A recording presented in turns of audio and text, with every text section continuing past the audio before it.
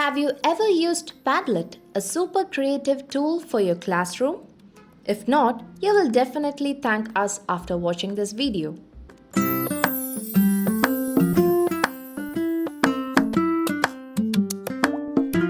Hello everyone, welcome to yet another video of IPSR Academics.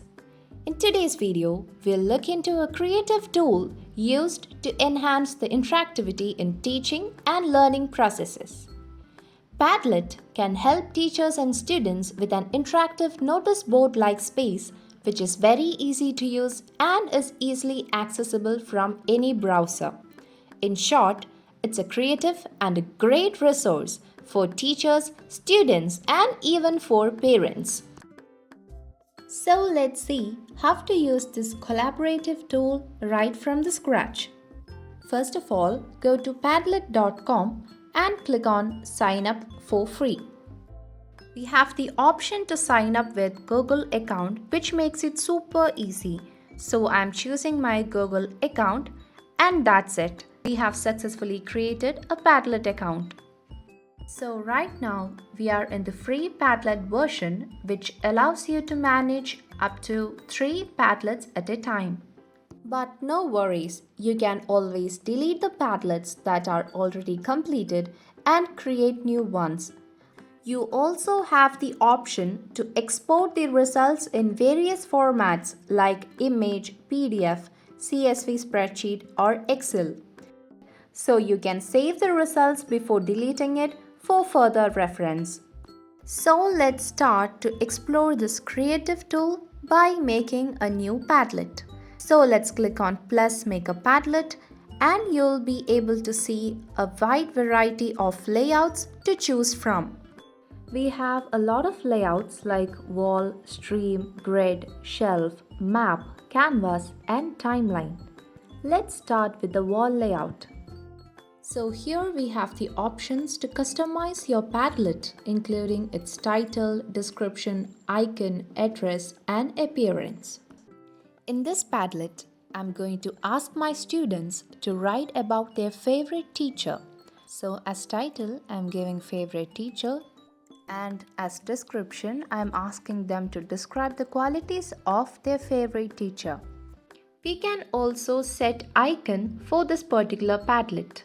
For that, click on icon and you can select from any of these emojis, or you can click on add your own icon and select from any of these options. You can either search images, upload, paste link, take photo or even draw. I'm going to search an image on web and I'm selecting this particular photo. Then we have the option to customize our link. I'm not doing that because it doesn't really help me. So now let's go to the appearance section. We have wallpaper where you can either select a solid color or a gradient or textures and patterns or a picture, or you can even add your own wallpaper. Next is color scheme where you can select either a dark color scheme or a light color scheme. Next is font. You can select various fonts over here. And then comes posting settings. If you want to display author name above each post, you can turn on attribution. But in case if the person has not created an account on Padlet, he'll be attributed as anonymous.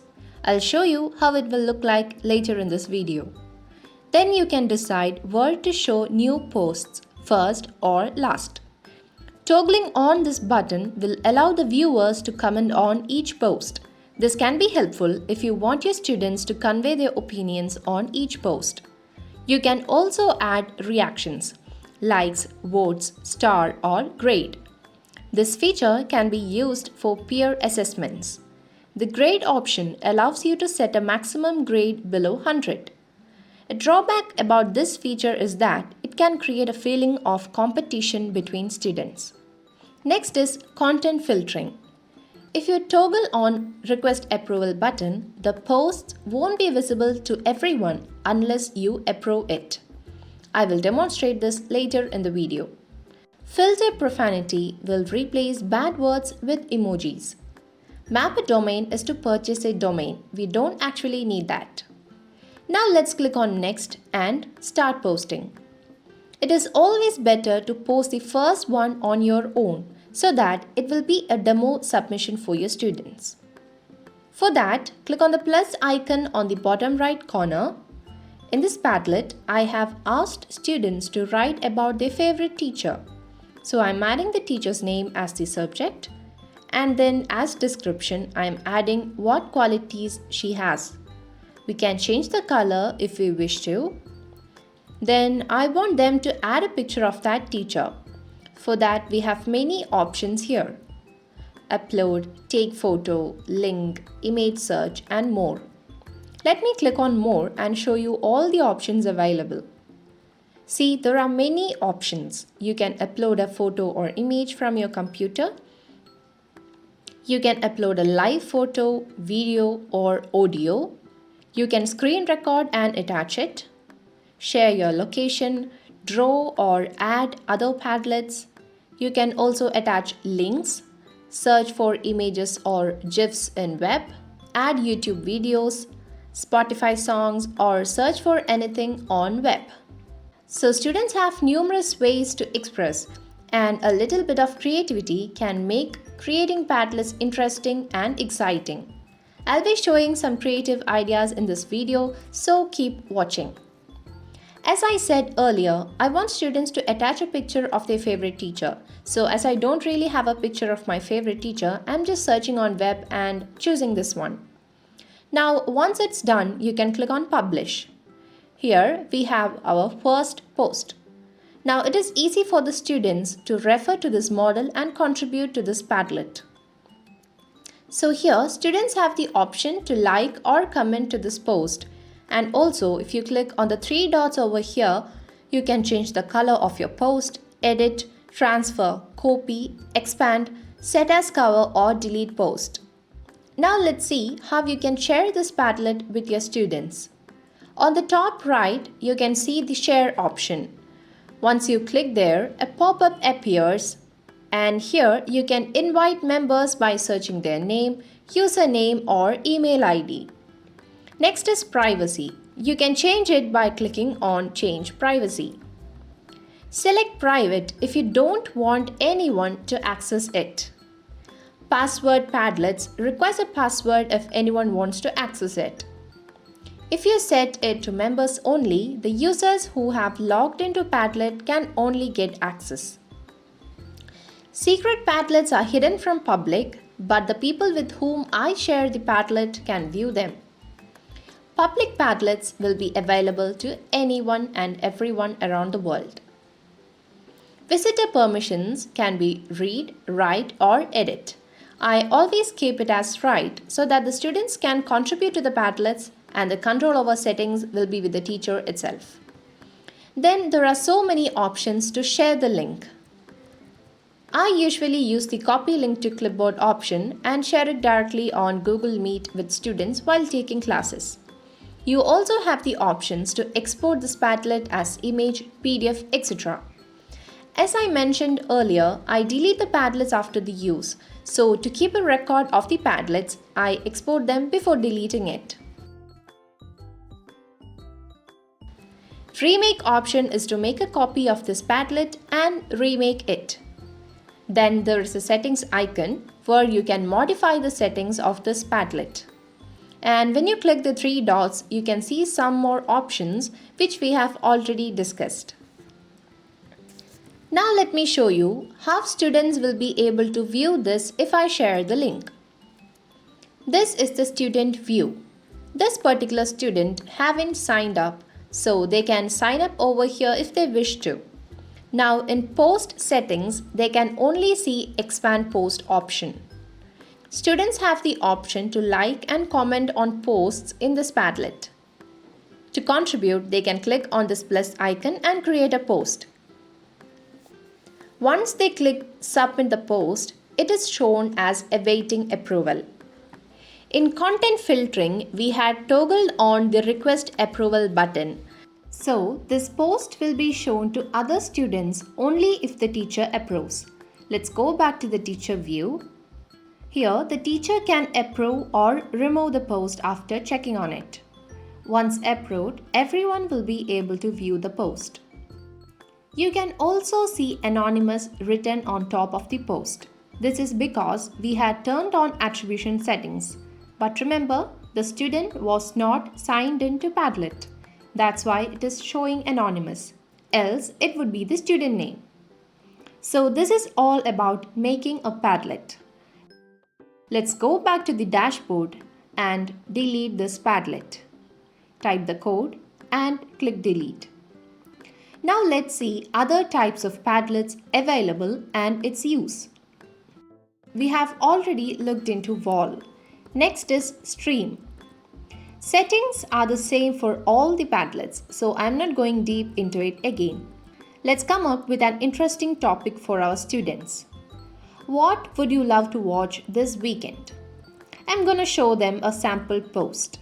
I want them to name it on the subject line and add a GIF to make it funny and interesting. Similarly, let's add one more post. As I have added comment option, they can comment to each post saying they also have the same plan or something else. They can also like or dislike each post. So as you can see here, the only difference in Stream Padlet is the way of arrangement. All the posts will be arranged in a line. Now let's look at the next one, that is grid. Grid is similar to wall and stream. Again, the difference is in the arrangement. This is an example of grid Padlet. It will be arranged in rows of boxes. Next is shelf. Shelf lets you create different columns and students will be able to post below each column. I will demonstrate with an example. I'm going to create a Padlet to solve doubts of students. Let's assume that the course is social media marketing and I'm giving it as the title. And for description, I'm giving post your queries under each topic and comment to queries if you know how to solve them. So basically, I'll be adding different topics under social media marketing subject and I want students to post their doubts under each topic. And if other students know how to solve them, they can reply to the posts. This way, students can help each other and learn concepts. Let me select an icon and a background image. I am not turning on attribution as this is a doubt clearance Padlet. I want students to be free enough to ask anything. Comments are turned on and reactions are not needed. Let's save. Now we have to add sections here. I am adding topics under social media marketing as different topics.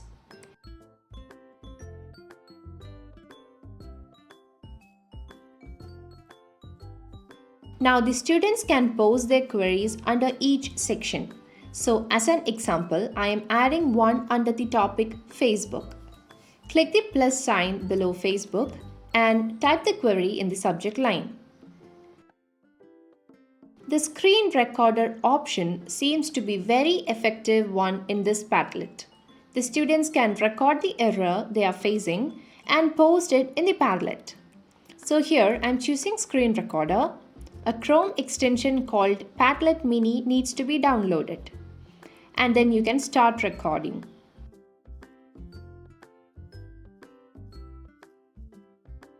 Once done, you can click stop.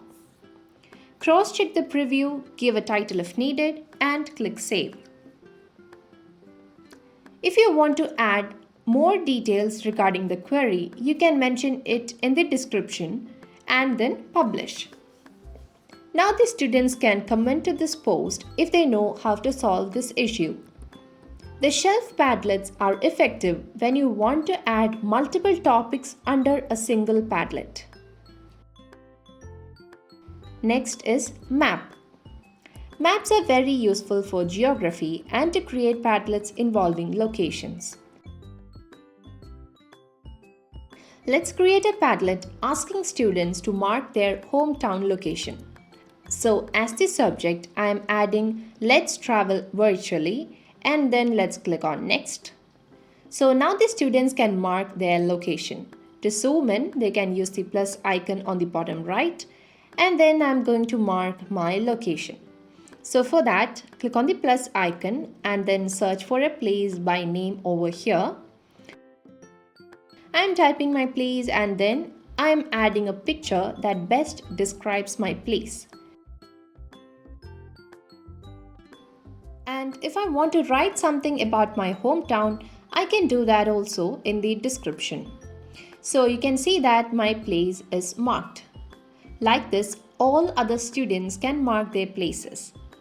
Suppose if I have a student in Dubai, he can click on the plus icon, search for the place, select a picture that best describes the location and write something interesting and publish. So you can see the locations of your students marked on a map like this. You can also use this particular map padlets to make geography interesting and to collect location related information. Next is Canvas. Here you can gather content and connect it with each other. This can be used as flow charts to show hierarchy or life cycle, etc. Let's create a food chain. As an example, I am adding flower, flies and frog. Then I'm arranging it. Now let me connect the flower with the flies. So for that, click on the three dots and select Connect to a post. And then select the flies post. Same way, let me connect flies and frog. So I have made a simple food chain as an example for the students. Now the students can contribute to the Padlet, adding more food chains. The last type of Padlet is timeline. This is very useful to teach history. You can create timelines of different historical events using this Padlet. On the other hand, you can also ask students to create a timeline based on their own life events to make it interesting for them. Let us create a timeline of the French Revolution. There will be a line by default. Click on the plus icon on the line to add an event. So as an example, I'm adding the first one.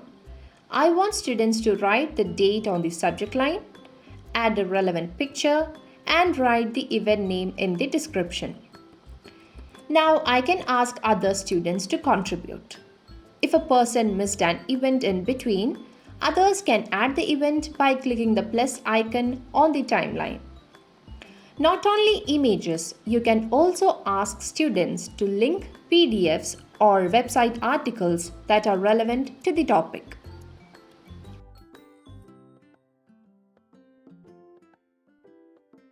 So that's all about different ways to use Padlet. In the dashboard, you can see a gallery option here.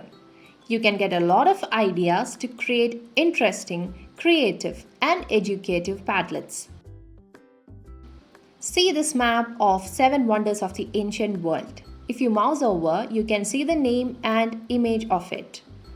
Sharing a PDF of this Padlet with your students is also a good idea. This is an interesting Padlet example of students posting birthday wishes with funny GIFs.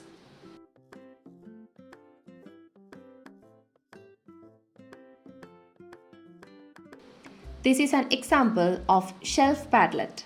It is a to-do list for the week. You can also assign homeworks for each day like this and share the link with parents too. So I hope you got a clear idea of how to use this creative tool for teaching and learning. Feel free to share your queries in the comment box below and don't forget to subscribe to the channel for more educative content. See you in the next video. Thank you for watching.